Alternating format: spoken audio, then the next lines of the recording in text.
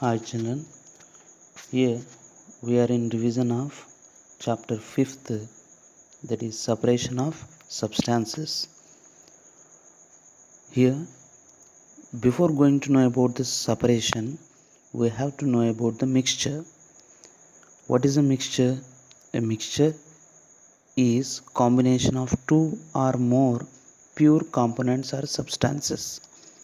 So the substances that are present in the mixture, they are called components of the mixture. So here, to separate these substances or these components, we have to follow several methods.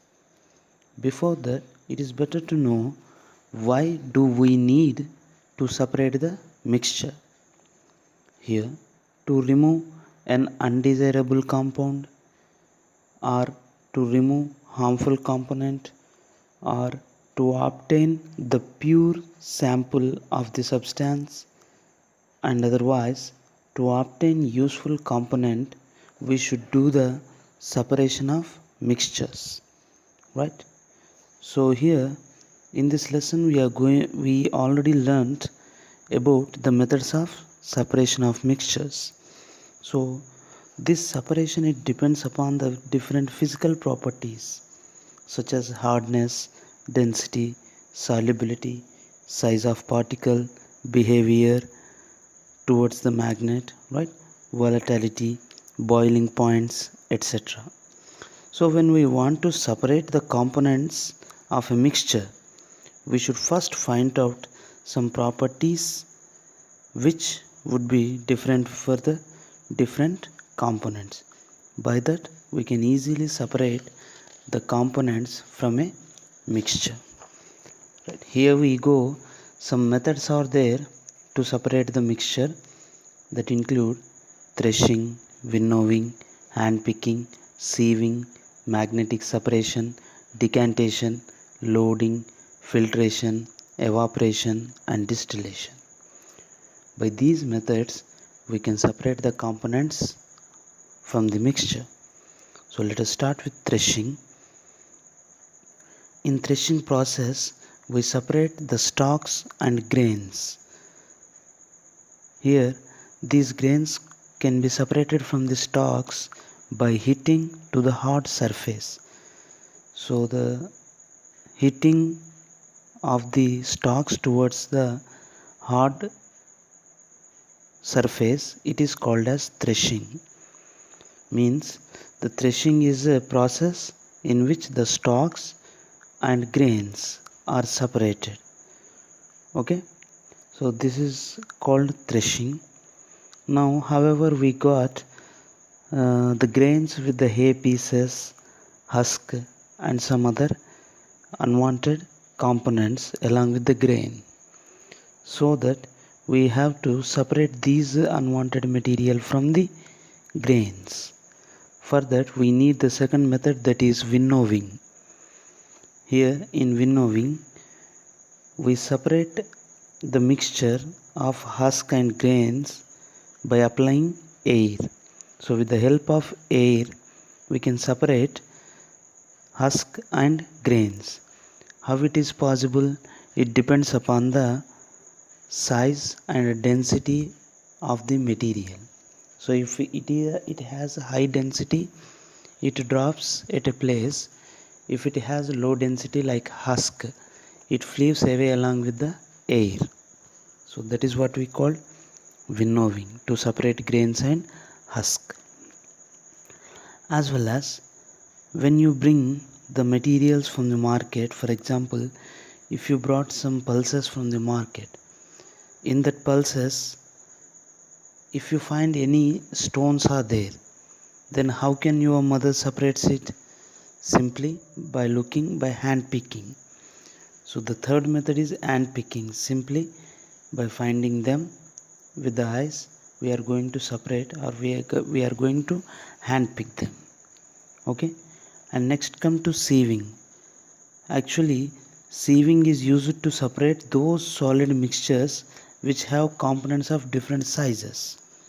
Okay, so here separation of the grains from the flour, right?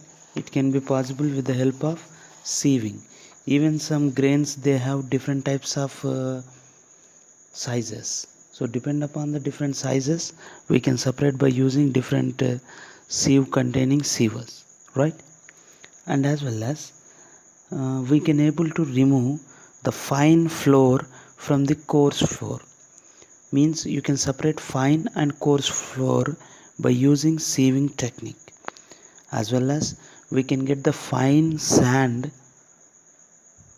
and we can filter it the coarse sand. Means separation of sand particles depending upon its size, we use sieving method. And next, if in that soil or or otherwise in the sulfur mixture, if you get the iron fillings, to separate this mixture of iron fillings and sulfur powder, we have to use a magnet. Very simple method. Due to magnetism, the iron fillings, they comes out and stuck to the iron. And as well as we can separate the iron scrap from the what you call, from the garbage easily by using a magnet. Okay. And the solid matter which settles down at the bottom of the liquid, it is called sediment. So that let us see the process of sedimentation now. In sedimentation, simply the insoluble solid material is going to be settle down at the bottom of the water. So settling down at the bottom of the water is called as sedimentation. So after sedimentation, you are going to find two different layers of the substances, and by applying decantation process, we can separate the upper layer and lower layer. Means whatever the layers that you got by adding two immiscible or two insoluble materials, then we'll separate it with sedimentation and decantation. As well as the next process is loading. Simply by taking a piece of alum, when you stir it in the clay solution, the clay particles they deposited are loaded onto the alum, so that simply they become heavier and they settles down. So this is what we call loading. We use loading to separate clay particles from the water. And next one, filtration. We know very well about the filtration. So by using filter paper, means we have to fold the filter paper in a way that it should be fit in the funnel. Then whatever the mixture to means the solid which is insoluble, we have to separate it by using filtration method. Even for example, tea, during the preparation of tea, we use tea leaves. These leaves can be separated by filtration process. And next, evaporation. By evaporation process, we can get salt from the ocean water. And here, distillation. In distillation process, we can get pure water. Getting pure water from the dirt water is called as distillation. And we can use this process to get the sterile water. Means 100% pure water can be obtained by distillation process. And for separation of the mixture, we use multiple methods sometimes. And next, in this lesson, we have a small topic about saturated solution. So what is called saturated solution? The solution which is not ready to accept any more solute particles at the given temperature. Means it is fully satisfied with the solute particles that dissolved in it. No more solute particles are going to be dissolved in that. So that is what we call saturated solution.